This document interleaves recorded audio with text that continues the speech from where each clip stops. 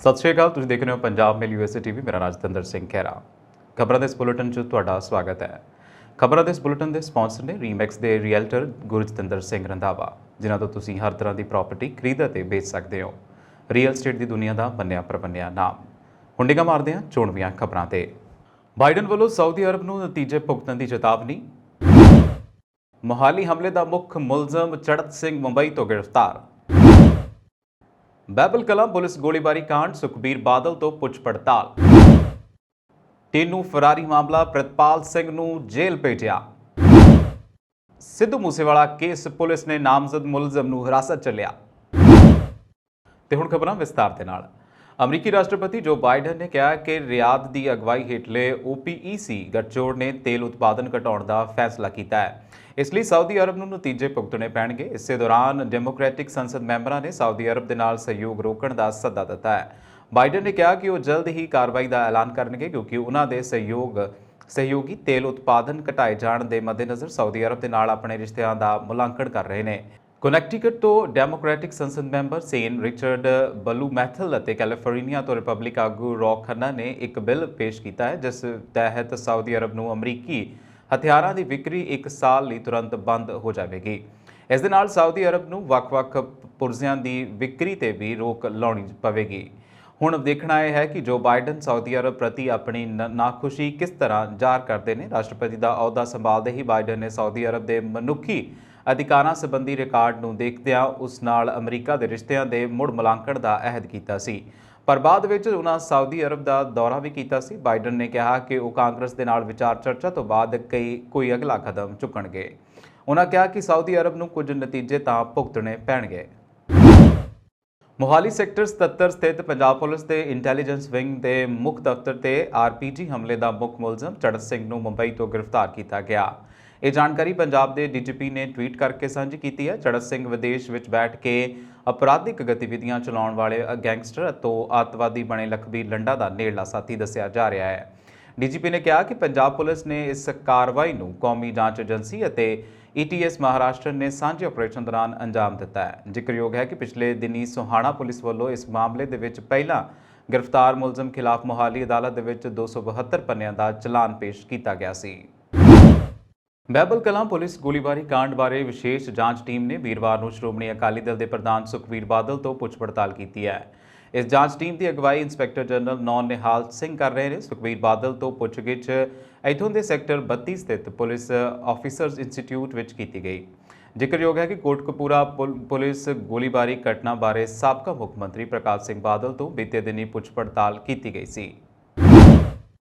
Gangster ਦੀਪਕ ਟੀਨੂ ਦੇ ਫਰਾਰ ਹੋਣ ਦੇ ਮਾਮਲੇ ਦੇ ਵਿੱਚ ਮਾਨਸਾ ਪੁਲਿਸ ਦੇ ਵੱਲੋਂ ਗ੍ਰਿਫਤਾਰ ਕੀਤੇ ਗਏ CIA ਦੇ ਬਰਖਾਸਤ ਇੰਚਾਰਜ ਪ੍ਰਿਤਪਾਲ ਸਿੰਘ ਨੂੰ ਅੱਜ ਜੁਡੀਸ਼ੀਅਲ ਰਿਮਾਂਡ ਤੇ ਪਟਿਆਲਾ ਜੇਲ੍ਹ ਭੇਜ ਦਿੱਤਾ ਗਿਆ, ਜਿਸ ਦੇ ਨਾਲ ਹੀ ਉਸ ਤੋਂ ਸਿੱਟ ਵੱਲੋਂ ਕੀਤੀ ਜਾ ਰਹੀ ਪੁੱਛਗਿੱਛ ਦੌਰਾਨ ਕਈ ਉੱਚ ਅਧਿਕਾਰੀਆਂ ਦੀ ਸ਼ਾਮਤ ਆਉਣ ਦੀ ਸੰਭਾਵਨਾ ਦਾ ਅੱਜ ਭੋਗ ਪੈ ਗਿਆ।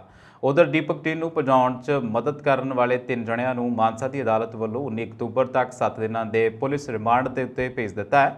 ਇਸ ਤੋਂ ਪਹਿਲਾਂ ਅੱਜ ਦੁਪਹਿਰ ਸਮੇਤ ਪ੍ਰਿਤਪਾਲ ਸਿੰਘ, ਕੁਲਦੀਪ ਸਿੰਘ, ਰਾਜਵੀਰ ਸਿੰਘ ਅਤੇ ਰਜਿੰਦਰ ਸਿੰਘ ਦਾ ਮਾਨਸਾ ਦੇ ਸਿਵਲ ਹਸਪਤਾਲ ਦੇ ਵਿੱਚ ਡਾਕਟਰੀ ਮੁਆਇਨਾ ਕਰਵਾਇਆ ਗਿਆ।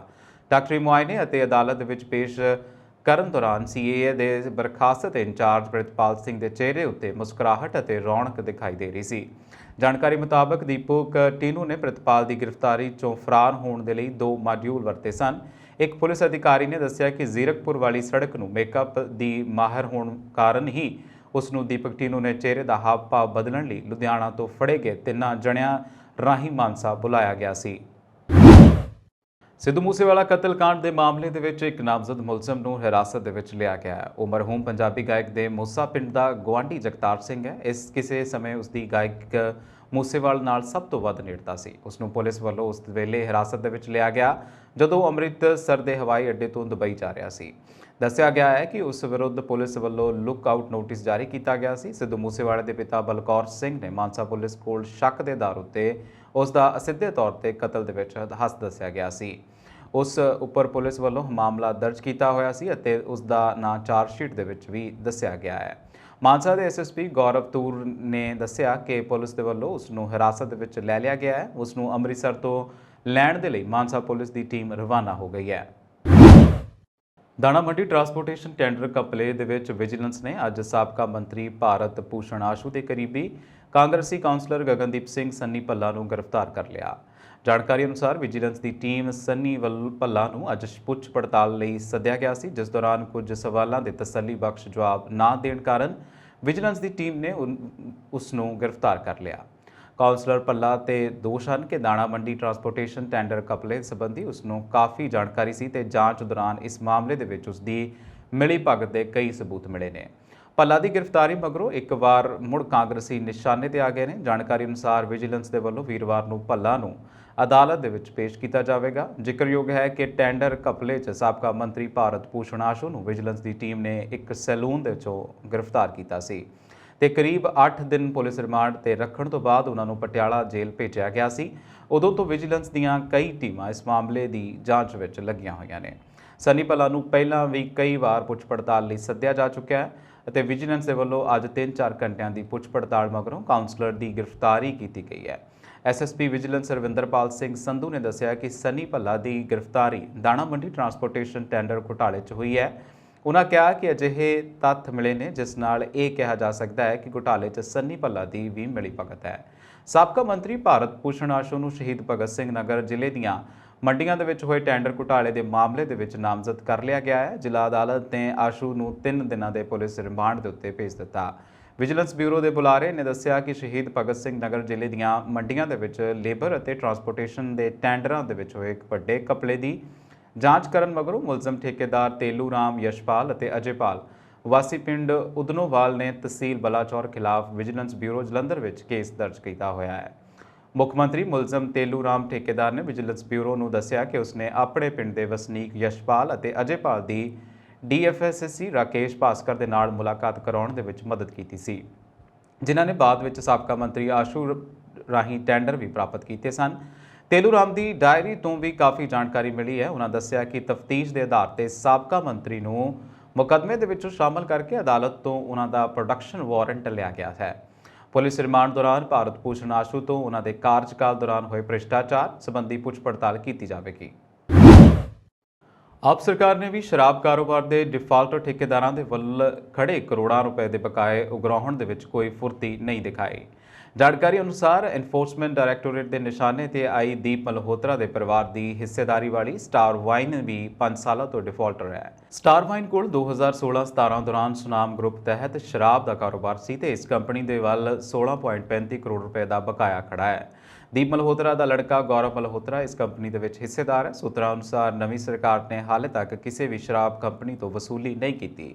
ਕਈ ਸਾਲਾਂ ਤੋਂ ਸ਼ਰਾਬ ਦੇ ਠੇਕੇਦਾਰਾਂ ਵੱਲ ਕਰੀਬ 300 ਕਰੋੜ ਰੁਪਏ ਤੋਂ ਉੱਪਰ ਦੀ ਰਾਸ਼ੀ ਬਕਾਇਆ ਖੜੀ ਹੈ। ਸੂਚਨਾ ਦੇ ਅਧਿਕਾਰ ਤਹਿਤ ਪ੍ਰਾਪਤ ਵੇਰਵਿਆਂ ਅਨੁਸਾਰ ਡੋਡਾ ਪਰਿਵਾਰ ਦੀ ਗਗਨ ਵਾਈਨ ਵੱਲ ਬਠਿੰਡਾ ਜ਼ਿਲ੍ਹੇ ਦੇ ਵਿੱਚ 23.83 ਕਰੋੜ ਰੁਪਏ ਦਾ ਬਕਾਇਆ ਖੜਾ ਹੈ। ਸਾਬਕਾ ਖਜ਼ਾਨਾ ਮੰਤਰੀ ਮਨਪ੍ਰੀਤ ਸਿੰਘ ਬਾਦਲ ਦਾ ਨੇੜਲਾ ਸਾਥੀ ਵੀ ਇਸ ਮਾਮਲੇ ਦੇ ਵਿੱਚ ਕਰੋੜਾਂ ਰੁਪਏ ਦਾ ਡਿਫਾਲਟਰ ਹੈ, ਜਿਸ ਤੇ 2017 ਦੀਆਂ ਚੋਣਾਂ ਵੇਲੇ ਬਾਹਰਲੇ ਸੂਬਿਆਂ 'ਚੋਂ ਸ਼ਰਾਬ ਲਿਆਉਣ ਦੇ ਦੋਸ਼ ਹੇਠ ਕੇਸ ਵੀ ਦਰਜ ਹੋਇਆ ਸੀ। ਕੈਪਟਨ ਸਰਕਾਰ ਵੇਲੇ ਇਹਨਾਂ ਸ਼ਰਾਬ ਠੇਕੇਦਾਰਾਂ ਦੇ ਮਾਲ ਰਿਕਾਰਡ ਵਿੱਚ ਰੈੱਡ ਐਂਟਰੀ ਪਾ ਦਿੱਤੀ ਗਈ ਸੀ। ਇਹਨਾਂ ਠੇਕੇਦਾਰਾਂ ਖਿਲਾਫ ਪੰਜਾਬ ਲੈਂਡ ਰੈਵਨਿਊ ਐਕਟ 1887 ਤਹਿਤ ਕਾਰਵਾਈ ਸ਼ੁਰੂ ਕੀਤੀ ਹੋਈ ਹੈ, ਪਰ ਇਸ ਸੰਬੰਧੀ ਹਾਲੇ ਬਹੁਤੀ ਸਫਲਤਾ ਹੱਥ ਨਹੀਂ ਲੱਗੀ।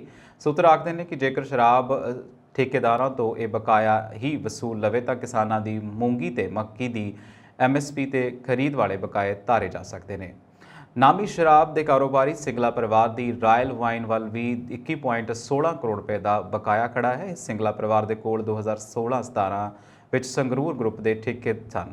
ਇਸੇ ਤਰ੍ਹਾਂ ਚੱਡਾ ਪਰਿਵਾਰ ਦੇ ਵੱਲ ਵੀ ਕਰੋੜਾਂ ਦੇ ਬਕਾਏ ਖੜੇ ਨੇ। ਸੂਤਰ ਆਖਦੇ ਨੇ ਕਿ ਵੱਡੇ ਘਰਾਣੇ ਹੋਣ ਕਰਕੇ ਆਪ ਸਰਕਾਰ ਵੀ ਇਹਨਾਂ ਨੂੰ ਹੱਥ ਪਾਉਣ ਤੋਂ ਗੁਰੇਜ਼ ਕਰ ਰਹੀ ਹੈ। ਉੱਪਰੋਂ ਇਸ ਵੇਲੇ ਦਿੱਲੀ ਸਰਕਾਰ ਦੀ ਨਵੀਂ ਆਬਾਕਾਰੀ ਨੀਤੀ 'ਚ ਕਥਿਤ ਬੇਨਿਯਮੀਆਂ ਨੂੰ ਲੈ ਕੇ ਪਹਿਲੇ ਹੀ CBI ਅਤੇ ED ਕਾਫੀ ਸਰਗਰਮ ਹੈ, ਜਿਸ ਵੱਲੋਂ ਪੰਜਾਬ ਦੇ ਵਿੱਚ ਵੀ ਛਾਪੇ ਮਾਰੇ ਜਾ ਚੁੱਕੇ ਨੇ। ਜੇ ਅੰਕੜਿਆਂ ਦੇ ਤੇ ਨਿਗਾਹ ਮਾਰੀਏ ਤਾਂ ਡਿਫਾਲਟਰਾਂ ਦੇ ਵਿੱਚ ਬਠਿੰਡਾ ਜ਼ਿਲ੍ਹੇ ਦਾ ਨਾਮ ਸਿਖਰ ਤੇ ਹੈ, ਜਿੱਥੇ ਦੇ ਠੇਕੇਦਾਰਾਂ ਵੱਲੋਂ 68.05 ਕਰੋੜ ਰੁਪਏ ਬਕਾਇਆ ਹੈ, ਜਦਕਿ ਸੰਗਰੂਰ ਡਿਫਾਲਟਰ ਠੇਕੇਦਾਰ ਵੱਲੋਂ 39.48 ਕਰੋੜ, ਮੋਗਾ ਦੇ ਵਿੱਚ 21.82, ਮਾਨਸਾ ਦੇ ਵਿੱਚ 15.28, ਬਰਨਾਲਾ ਦੇ ਵਿੱਚ 19.33 ਅਤੇ ਮੁਕਤਸਰ ਦੇ ਵਿੱਚ 7.49 ਕਰੋੜ ਰੁਪਏ ਬਕਾਇਆ ਹੈ।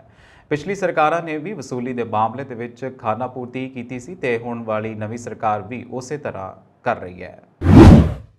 ਪੰਜਾਬੀ ਗਾਇਕ ਸਿੱਧੂ ਮੂਸੇਵਾਲਾ ਦੇ ਕਤਲ ਨੂੰ ਅੰਜਾਮ ਦੇਣ ਦੇ ਲਈ ਵਰਤੇ ਗਏ ਹਥਿਆਰ ਕਤਲकांड ਦੇ ਮੁੱਖ ਸਾਜ਼ਿਸ਼ਘਾੜੇ ਗੈਂਗਸਟਰ ਗੋਲਡੀ ਬਰਾੜ ਤੇ ਗੈਂਗਸਟਰ ਲਾਰੈਂਸ ਬਿਸ਼ਨੋਈ ਦੇ ਕਹਿਣ ਤੇ ਗੈਂਗਸਟਰ ਜੱਗੂ ਭਗਵਾਨਪੁਰੀਆ ਨੇ ਲੁਧਿਆਣਾ ਤੋਂ ਸਪਲਾਈ ਕਰਵਾਏ ਸਨ। ਗੈਂਗਸਟਰ ਜੱਗੂ ਨੇ ਲੁਧਿਆਣਾ ਪੁਲਿਸ ਕੋਲ ਪੁੱਛ ਪੜਤਾਲ ਦੌਰਾਨ ਇਸ ਗੱਲ ਦਾ ਖੁਲਾਸਾ ਕੀਤਾ ਹੈ। ਉਸਨੇ ਇਹ ਹਥਿਆਰ ਆਪਣੇ ਨਜ਼ਦੀਕੀ ਸਾਥੀ ਸੰਦੀਪ ਕਾਲੋ ਤੇ ਬਲਦੇਵ ਚੌਧਰੀ ਰਾਹੀਂ ਸਪਲਾਈ ਕਰਵਾਏ ਸਨ। ਗੈਂਗਸਟਰ ਮਨੀ ਰਈਆ ਅਤੇ ਸੰਦੀਪ ਤੂਫਾਨ ਨੂੰ ਵੀ ਬਠਿੰਡਾ ਪਹੁੰਚਣ ਦੇ ਵਿੱਚ ਮਦਦ ਕੀਤੀ ਸੀ। ਜੱਗੂ ਭਗਵਾਨਪੁਰੀਆ ਤੋਂ ਕਮਿਸ਼ਨਰੇਟ ਪੁਲਿਸ ਦੇ ਨਾਲ AGTF ਦੇ ਅਧਿਕਾਰੀ ਵੀ ਪੁੱਛ ਪੜਤਾਲ ਕਰ ਰਹੇ ਨੇ। ਉਸਨੇ ਮੰਨਿਆ ਕਿ ਸਿੱਧੂ ਮੂਸੇਵਾਲਾ ਕਤਲकांड ਦੇ ਵਿੱਚ ਵਰਤੇ ਗਏ ਹਥਿਆਰ ਲੁਧਿਆਣਾ ਤੋਂ ਸਪਲਾਈ ਕੀਤੇ ਗਏ ਸਨ। ਸੂਤਰਾਂ ਦਾ ਦੱਸਣਾ ਹੈ ਕਿ ਪੁਲਿਸ ਮੁੜ ਪੁੱਛ ਪੜਤਾਲ ਲਈ ਬਲਦੇਵ ਚੌਧਰੀ, ਸੰਦੀਪ ਕਾਲੋ ਤੇ ਹੋਰ ਮੁਲਜ਼ਮਾਂ ਨੂੰ ਪ੍ਰੋਡਕਸ਼ਨ ਵਾਰੰਟ ਤੇ ਲਿਆਉਣ ਦੀ ਤਿਆਰੀ ਦੇ ਵਿੱਚ ਹੈ। ਕਮਿਸ਼ਨਰੇਟ ਪੁਲਿਸ ਨੇ ਹਥਿਆਰ ਸਪਲਾਈ ਮਾਮਲੇ ਦੇ ਵਿੱਚ 2 ਦਿਨ ਪਹਿਲਾਂ ਜੱਗੂ ਭਗਵਾਨਪੁਰੀਆ ਨੂੰ ਬਟਾਲਾ ਜੇਲ੍ਹ ਤੋਂ ਪ੍ਰੋਡਕਸ਼ਨ ਵਾਰੰਟ ਤੇ ਲਿਆਂਦਾ ਸੀ। ਉਸ ਤੋਂ ਖਰੜ ਸਥਿਤ AGTF ਸੈਂਟਰ ਵਿੱਚ ਪੁੱਛ ਪੜਤਾਲ ਕੀਤੀ ਜਾ ਰਹੀ ਹੈ। BKU ਏਕਤਾ ਉਗਰਾਹਾਂ ਦੀ ਅਗਵਾਈ ਹੇਠ ਮੁੱਖ ਮੰਤਰੀ ਭਗਵੰਤ ਮਾਨ ਦੀ ਕੋਠੀ ਅੱਗੇ ਕੇਂਦਰ ਅਤੇ ਰਾਜ ਸਰਕਾਰ ਖਿਲਾਫ ਅਣਮਿੱਥੇ ਸਮੇਂ ਲਈ ਚੱਲ ਰਿਹਾ ਪੱਕਾ ਮੋਰਚਾ ਹੁਣ ਦਿੱਲੀ ਕਿਸਾਨ ਅੰਦੋਲਨ ਵਾਂਗ ਰੌਣਕਾਂ ਵਾਲਾ ਹੋ ਗਿਆ ਹੈ। ਇਸ ਧਰਨੇ ਦੇ ਵਿੱਚ ਵੀ ਦਿੱਲੀ ਵਾਂਗ ਸੜਕ ਕਿਨਾਰੇ ਕਿਸਾਨਾਂ ਦੀਆਂ ਟਰਾਲੀਆਂ ਖੜੀਆਂ ਨੇ, ਜਿਨ੍ਹਾਂ ਨੂੰ ਉਹਨਾਂ ਰਹਿਣ ਬਸੇਰਾ ਬਣਾਇਆ ਹੋਇਆ ਹੈ। ਇੱਥੇ ਲੰਗਰ ਵਰਤਾਏ ਜਾ ਰਹੇ ਨੇ ਤੇ ਲੋਕ ਵੱਡੀ ਗਿਣਤੀ ਦੇ ਵਿੱਚ ਸ਼ਿਰਕਤ ਕਰ ਰਹੇ ਨੇ। ਅੱਜ ਮੋਰਚੇ ਦੇ ਚੌਥੇ ਦਿਨ ਵੀ ਵਾਗਡੋਰ ਕਿਸਾਨ ਬੀਬੀਆਂ ਦੇ ਹੱਥ ਰਹੀ। ਮੰਚ ਤੋਂ ਬੋਲਦਿਆਂ ਕਿਸਾਨ ਬੀਬੀਆਂ ਨੇ ਜਿੱਥੇ ਔਰਤਾਂ ਨੂੰ ਘਰਾਂ ਚੋਂ ਬਾਹਰ ਨਿਕਲ ਕੇ ਆਪਣੇ ਹੱਕਾਂ ਦੇ ਲਈ ਸੰਘਰਸ਼ ਵਿੱਚ ਕੁੱਦਣ ਦਾ ਸੱਦਾ ਦਿੱਤਾ, ਉੱਥੇ ਯੂਨੀਅਨ ਦੇ ਸੂਬਾ ਪ੍ਰਧਾਨ ਜੋਗਿੰਦਰ ਸਿੰਘ ਉਗਰਾਹਾਂ ਨੇ ਸੰਘਰਸ਼ੀਲ ਔਰਤਾਂ ਦੇ ਸਦਕ ਸਿਰੜ ਦੀ ਸ਼ਲਾਘਾ ਕਰਦਿਆਂ ਕਿਸਾਨਾਂ ਨੂੰ 15 ਅਕਤੂਬਰ ਦੇ ਲਲਕਾਰ ਦਿਵਸ ਵਾਸਤੇ ਲਾਮਬੰਦੀ ਕਰਨ ਦੀ ਦਿਨ ਰਾਤ ਇੱਕ ਕਰਨ ਦਾ ਸੱਦਾ ਦਿੱਤਾ ਹੈ। ਅੱਜ ਪੱਕੇ ਮੋਰਚੇ ਦੇ ਚੌਥੇ ਦਿਨ ਬਸੰਤੀ ਰੰਗ ਦੀਆਂ ਚੁੰਨੀਆਂ ਵਾਲੀਆਂ ਕਿਸਾਨ ਬੀਬੀਆਂ ਦਾ ਹੜ ਆਇਆ ਹੋਇਆ ਸੀ। ਮੋਰਚੇ ਦੀ ਸਟੇਜ ਵੀ ਅੱਜ ਕਿਸਾਨ ਬੀਬੀਆਂ ਦੇ ਹੱਥ ਰਹੀ। ਸਟੇਜ ਸਕੱਤਰ ਅਤੇ ਬੁਲਾਰਿਆਂ ਦੀ ਜ਼ਿੰਮੇਵਾਰੀ ਵੀ ਔਰਤਾਂ ਨੇ ਹੀ ਨਿਭਾਈ ਅਤੇ ਬੁਲੰਦ ਆਵਾਜ਼ ਦੇ ਵਿੱਚ ਤਿੱਖੀਆਂ ਤਕਰੀਰਾਂ ਰਾਹੀਂ ਕਿਸਾਨਾਂ ਨੂੰ ਆਪਣੇ ਹੱਕਾਂ ਦੀ ਪ੍ਰਾਪਤੀ ਦੇ ਲਈ ਸੰਘਰਸ਼ਾਂ ਦੇ ਵਿੱਚ ਕੁੱਦਣ ਦਾ ਸੱਦਾ ਦਿੱਤਾ। ਯੂਨੀਅਨ ਦੀ ਸੂਬਾ ਆਗੂ ਹਰਿੰਦਰ ਕੌਰ ਬਿੰਦੂ ਨੇ ਦੋਸ਼ ਲਾਇਆ ਕਿ 7 ਅਕਤੂਬਰ ਦੀ ਮੀਟਿੰਗ ਦੇ ਵਿੱਚ ਮੰਨੀਆਂ ਮੰਗਾਂ ਬਾਰੇ ਮੁੱਖ ਮੰਤਰੀ ਦੇ ਵੱਲੋਂ ਵੱਟੀ ਚੁੱਪ ਖਿਲਾਫ ਕਿਸਾਨਾਂ ਦੇ ਵਿੱਚ ਰੋਸ ਪੈਦਾ ਹੋ ਰਿਹਾ ਹੈ। ਮੁੱਖ ਮੰਤਰੀ ਦੀ ਚੁੱਪ ਤੋੜਨ ਵਾਲੇ ਅਤੇ ਸਰਕਾਰ ਦੇ ਕੰਨ ਖੋਲ੍ਹਣ ਦੇ ਲਈ 15 ਅਕਤੂਬਰ ਨੂੰ ਹੋਣ ਵਾਲੀ ਲਲਕਾਰ ਰੈਲੀ ਸਰਕਾਰ ਦੇ ਭਰਮ ਭੁਲੇਖੇ ਦੂਰ ਕਰ ਦੇਵੇਗੀ ਅਤੇ ਹਜ਼ਾਰਾਂ ਦੀ ਗਿਣਤੀ 'ਚ ਔਰਤਾਂ ਰੈਲੀ ਦੇ ਵਿੱਚ ਸ਼ਾਮਲ ਹੋ ਕੇ ਹਾਕਮਾਂ ਖਿਲਾਫ ਆਵਾਜ਼ ਬੁਲੰਦ ਕਰਨਗੀਆਂ। ਜਸਵੀਰ ਕੌਰ ਉਗਰਾਹਾਂ ਨੇ ਕਿਹਾ ਕਿ ਸਰਕਾਰ ਦੇ ਵੱਲੋਂ ਅੰਨਦਾਤੇ ਨੂੰ ਆਪਣੀਆਂ ਮੰਗਾਂ ਮਨਵਾਉਣ ਦੇ ਲਈ ਸੜਕਾਂ ਦੇ ਉੱਪਰ ਰੁਲਣਾ ਪੈ ਰਿਹਾ ਹੈ ਅਤੇ ਮਜਬੂਰ ਕੀਤਾ ਜਾ ਰਿਹਾ ਹੈ ਅਤੇ ਕਾਰਪੋਰੇਟ ਪੱਖੀ ਨੀਤੀਆਂ ਬਣਾ ਕੇ ਕਿਸਾਨੀ ਨੂੰ ਤਬਾਹ ਕਰਨ ਦੀਆਂ ਚਾਲਾਂ ਚੱਲੀਆਂ ਜਾ ਰਹੀਆਂ ਨੇ, ਜਿਨ੍ਹਾਂ ਨੂੰ ਬਰਦਾਸ਼ਤ ਨਹੀਂ ਕੀਤਾ ਜਾ ਸਕਦਾ। ਪਰਮਜੀਤ ਕੌਰ ਪਿੱਥੋਂ ਨੇ ਕਿਹਾ ਕਿ ਪਰਾਲੀ ਸਾੜਨ ਵਾਲੇ ਕਿਸਾਨਾਂ ਖਿਲਾਫ ਕਾਰਵਾਈ ਨਿਤ ਨਵੇਂ ਫਰਮਾਨ ਜਾਰੀ ਕੀਤੇ ਜਾ ਰਹੇ ਨੇ, ਪਰ ਖੇਤਾਂ ਦੇ ਪੁੱਤ ਸਰਕਾਰੀ ਧਮਕੀਆਂ ਤੋਂ ਡਰਨ ਵਾਲੇ ਨਹੀਂ। ਕਰਮਜੀਤ ਕੌਰ ਮੋਗਾ ਨੇ ਕਿਹਾ ਕਿ ਪਰਾਲੀ ਸਾੜਨਾ ਕਿਸਾਨਾਂ ਦਾ ਕੋਈ ਸ਼ੌਂਕ ਨਹੀਂ ਹੈ, ਸਗੋਂ ਮਜਬੂਰੀ ਹੈ ਅਤੇ ਸਰਕਾਰ ਨੂੰ ਪਰਾਲੀ ਦਾ ਯੋਗ ਪ੍ਰਬੰਧ ਕਰਨਾ ਚਾਹੀਦਾ ਹੈ। ਪੰਜਾਬ ਸਰਕਾਰ ਨੇ ਦੀਵਾਲੀ ਅਤੇ ਗੁਰਪੁਰਬ ਮੌਕੇ ਸੂਬੇ 'ਚ ਪ੍ਰਦੂਸ਼ਣ ਤਹਿਤ ਪਟਾਕੇ ਚਲਾਉਣ ਦੇ ਲਈ 2 ਘੰਟੇ ਦਾ ਸਮਾਂ ਦੇਣ ਦਾ ਐਲਾਨ ਕੀਤਾ ਹੈ। ਵਾਤਾਵਰਣ, ਸਾਇੰਸ ਤੇ ਤਕਨਾਲੋਜੀ ਮੰਤਰੀ ਗੁਰਮੀਤ ਸਿੰਘ ਮੀਤ ਹੇਅਰ ਨੇ ਕਿਹਾ ਕਿ ਦੀਵਾਲੀ ਸਮੇਤ ਹੋਰ ਤਿਉਹਾਰਾਂ ਮੌਕੇ ਲੋਕਾਂ ਦੀਆਂ ਭਾਵਨਾਵਾਂ ਅਤੇ ਸੁਪਰੀਮ ਕੋਰਟ ਦੇ ਨੈਸ਼ਨਲ ਗ੍ਰੀਨ ਟ੍ਰਿਬਿਊਨਲ ਦੀਆਂ ਹਦਾਇਤਾਂ ਨੂੰ ਧਿਆਨ ਦੇ ਵਿੱਚ ਰੱਖ ਕੇ ਇਹ ਫੈਸਲਾ ਲਿਆ ਗਿਆ ਹੈ। ਉਨ੍ਹਾਂ ਕਿਹਾ ਕਿ ਦੀਵਾਲੀ ਵਾਲੇ ਦਿਨ 24 ਅਕਤੂਬਰ ਨੂੰ ਸੂਬੇ ਦੇ ਵਿੱਚ 2 ਘੰਟੇ ਰਾਤ 8 ਤੋਂ 10 ਵਜੇ ਤੱਕ ਹੀ ਪਟਾਕੇ ਚਲਾਏ ਜਾ ਸਕਣਗੇ। ਇਸ ਦੇ ਨਾਲ ਹੀ ਸਿਰਫ ਗ੍ਰੀਨ ਪਟਾਕਿਆਂ ਦੀ ਖਰੀਦ, ਵੇਚ ਅਤੇ ਚਲਾਏ ਜਾਣ ਦੀ ਪ੍ਰਵਾਨਗੀ ਦਿੱਤੀ ਗਈ ਹੈ। ਉਨ੍ਹਾਂ ਕਿਹਾ ਕਿ ਲੀਥੀਅਮ, ਬੇਰੀਅਮ ਆਦਿ ਜ਼ਹਿਰੀਲੇ ਰਸਾਇਣ ਵਾਲੇ ਪਟਾਕੇ ਤੇ ਲੜੀ ਵਾਲੇ ਪਟਾਕਿਆਂ ਤੇ ਪਾਬੰਦੀ ਰਹੇਗੀ। ਇਸ ਤੋਂ ਇਲਾਵਾ ਅਧਿਕਾਰਿਤ ਥਾਵਾਂ ਤੇ ਹੀ ਪਟਾਕਿਆਂ ਦੀ ਖਰੀਦ, ਵੇਚ ਤੇ ਇਜਾਜ਼ਤ ਹੋਵੇਗੀ। ਉਨ੍ਹਾਂ ਕਿਹਾ ਕਿ 8 ਨਵੰਬਰ ਨੂੰ ਗੁਰੂ ਨਾਨਕ ਦੇਵ ਜੀ ਦੇ ਪ੍ਰਕਾਸ਼ ਪੁਰਬ ਵਾਲੇ ਦਿਨ ਵੀ ਸਵੇਰੇ 4 ਤੋਂ 5 ਵਜੇ ਤੱਕ 1 ਘੰਟਾ ਅਤੇ ਰਾਤ 9 ਤੋਂ 10 ਵਜੇ ਤੱਕ 1 ਘੰਟਾ ਪਟਾਕੇ ਚਲਾਏ ਜਾਣ ਦੀ ਇਜਾਜ਼ਤ ਹੋਵੇਗੀ। 25-26 ਦਸੰਬਰ ਨੂੰ ਕ੍ਰਿਸਮਸ ਦੀ ਅੱਧੀ ਰਾਤ 11:55 ਤੋਂ 12:30 ਤੱਕ 35 ਮਿੰਟ ਤੱਕ, ਨਵੇਂ ਵਰ੍ਹੇ ਦੀ ਆਮਦ ਮੌਕੇ 31 ਦਸੰਬਰ 1 ਜਨਵਰੀ ਦੀ ਅੱਧੀ ਰਾਤ ਤੱਕ 11:55 ਤੋਂ 12:30 ਤੱਕ 35 ਮਿੰਟ ਪਟਾਕੇ ਚਲਾਏ ਜਾ ਸਕਦੇ ਨੇ।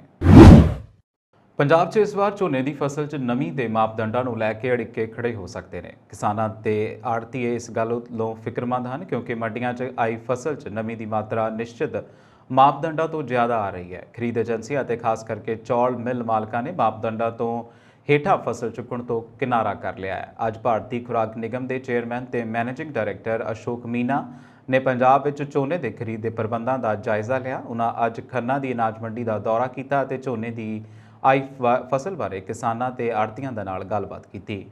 ਖੰਨਾ ਮੰਡੀ ਦੇ ਆੜ੍ਹਤੀ ਐਸੋਸੀਏਸ਼ਨ ਦੇ ਪ੍ਰਧਾਨ ਹਰਬੰਸ ਸਿੰਘ ਨੇ FSI ਦੇ ਚੇਅਰਮੈਨ ਨੂੰ ਮੰਗ ਕੀਤੀ ਹੈ ਕਿ ਝੋਨੇ ਦੇ ਲਈ ਨਮੀ ਦੀ ਮਾਤਰਾ ਵਧਾ ਕੇ 19% ਕੀਤੀ ਜਾਵੇ, ਕਿਉਂਕਿ ਬੇਮੌਸਮੇ ਮੀਂਹ ਕਾਰਨ ਫਸਲ ਪ੍ਰਭਾਵਿਤ ਹੋਈ ਹੈ।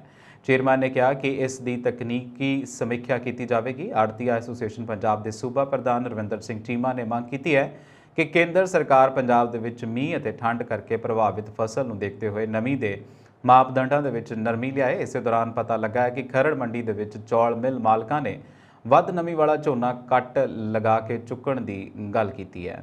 BKU ਸਿੱਧੂਪੁਰ ਦੇ ਇੱਕ ਸੀਨੀਅਰ ਆਗੂ ਕਾਕਾ ਸਿੰਘ ਕੋਟੜਾ ਨੇ ਮੰਗ ਕੀਤੀ ਹੈ ਕਿ ਪੰਜਾਬ ਸਰਕਾਰ ਫੌਰੀ ਇਹ ਮਾਮਲਾ ਕੇਂਦਰ ਸਰਕਾਰ ਕੋਲ ਉਠਾਏ।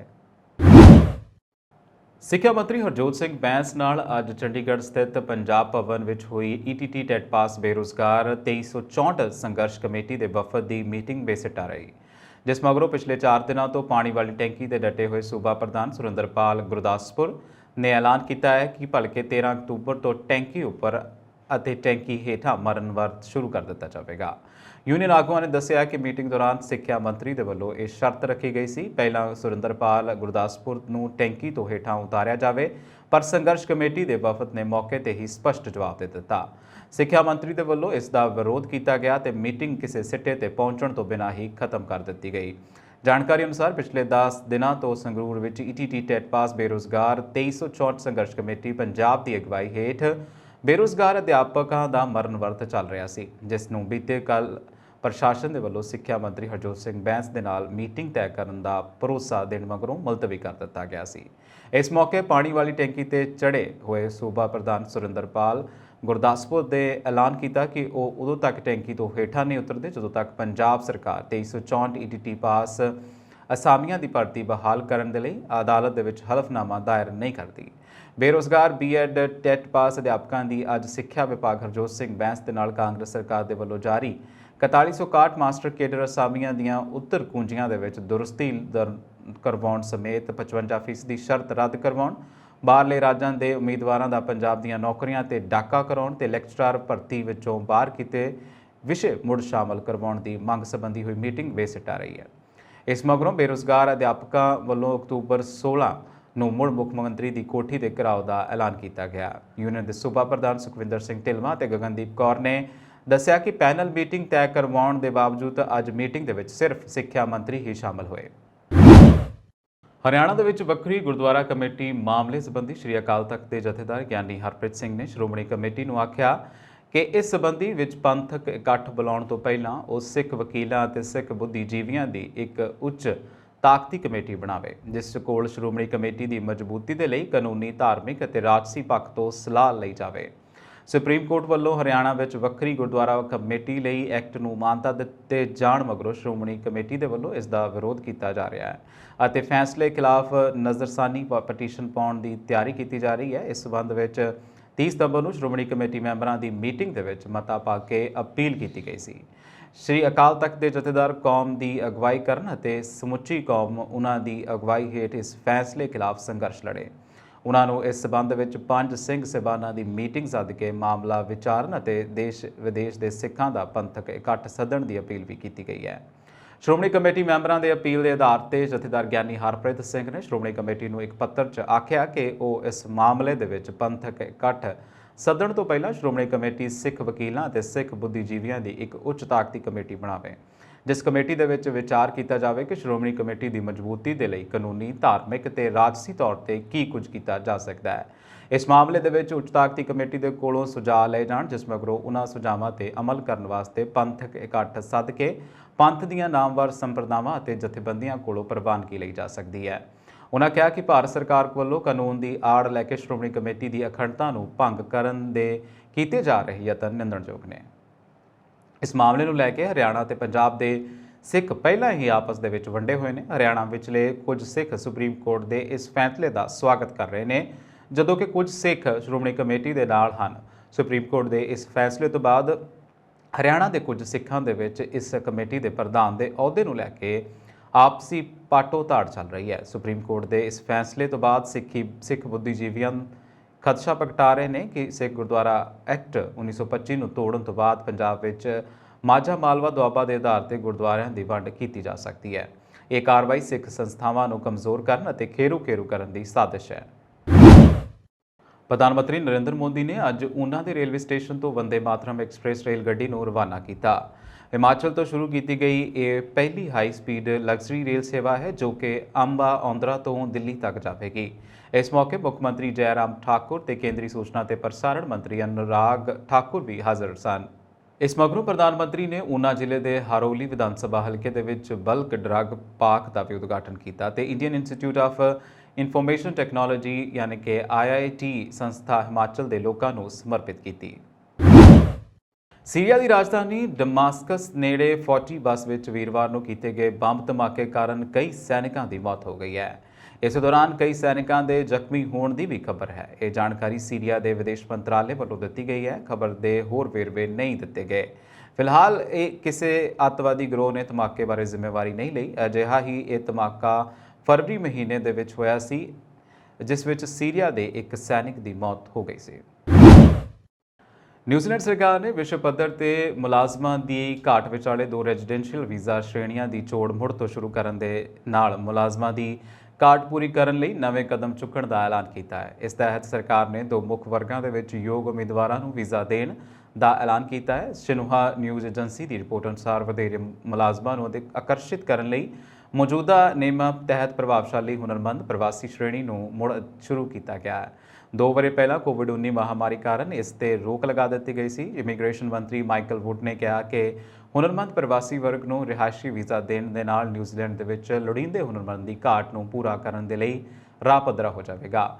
ਵੁੱਡ ਨੇ ਕਿਹਾ ਕਿ ਤਜਵੀਜ਼ ਤਬਦੀਲੀਆਂ ਜਿਸ ਵਿੱਚ ਵਧੇਰੇ ਸੁਖਾਲਾ ਪੁਆਇੰਟ ਸਿਸਟਮ ਸ਼ਾਮਲ ਹੈ, ਇੱਕ ਸਪਸ਼ਟ ਨਿਰਪੱਖ ਅਤੇ ਪਾਰਦਰਸ਼ੀ ਯੋਗਤਾ ਸੀਮਾ ਨਿਰਧਾਰਿਤ ਕਰੇਗਾ ਅਤੇ ਲੋਕਾਂ ਨੂੰ ਆਪਣੀ ਪ੍ਰਤਿਭਾ ਦਿਖਾਉਣ ਦੇ ਮੌਕੇ ਦਿੱਤੇ ਜਾਣਗੇ। ਮੰਤਰੀ ਨੇ ਕਿਹਾ ਕਿ ਨਵੀਂ ਨੀਤੀ ਨਾਲ ਪ੍ਰੋਸੈਸਿੰਗ ਦੇ ਸਮੇਂ ਦੇ ਵਿੱਚ ਸੁਧਾਰ ਹੋਵੇਗਾ ਅਤੇ ਅਜਿਹੇ ਲੋਕਾਂ ਦੀ ਗਿਣਤੀ ਤੇ ਕੋਈ ਸਮਾਂ ਨਹੀਂ ਹੋਵੇਗਾ ਜੋ ਹਰ ਸਾਲ ਇੱਥੇ ਰਿਹਾਇਸ਼ੀ ਵੀਜ਼ਾ ਹਾਸਲ ਕਰਦੇ ਨੇ। ਇਸ ਹੁਣ ਤੱਕ ਦੀਆਂ ਖਬਰਾਂ ਤੁਸੀਂ ਦੇਖਦੇ ਰਹੋ ਪੰਜਾਬ ਬਿਲ USA TV। ਮੈਨੂੰ ਦਿਓ ਆਗਿਆ। ਸਤਿ ਸ਼੍ਰੀ ਅਕਾਲ।